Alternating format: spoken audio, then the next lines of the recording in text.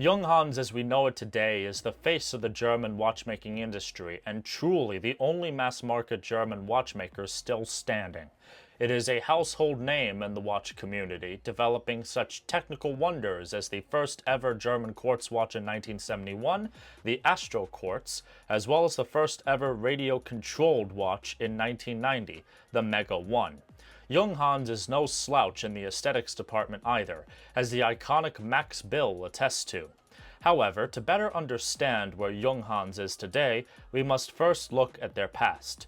Junghans, having been founded by Erhard Junghans in 1861 despite having no prior watchmaking experience, started as a clockmaker. It learned off of the American method of mass production, much to the chagrin of the Black Forest clockmakers under his employ.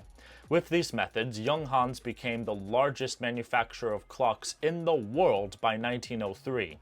By the late 1920s, Junghans had successfully expanded their business into the field of wrist and pocket watches, using a Bosch movement purchased from France and Switzerland. By 1930, Junghans watch production was completely self-sufficient, with all movements being in-house designs.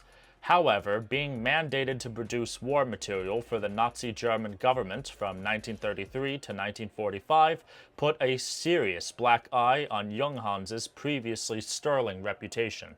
To counteract this in the 1950s, Junghans exclusively focused on producing high-grade watches and movements. It even sold its watches abroad, although the origin would typically be labeled foreign to avoid anti-German scrutiny. This strategy worked, as evidenced by this lovely example on my bench, a J82 with the wonderfully preserved Tuxedo Dial.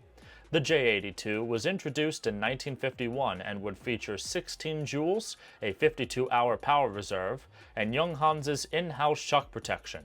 Overall, a watch I would be proud to wear myself.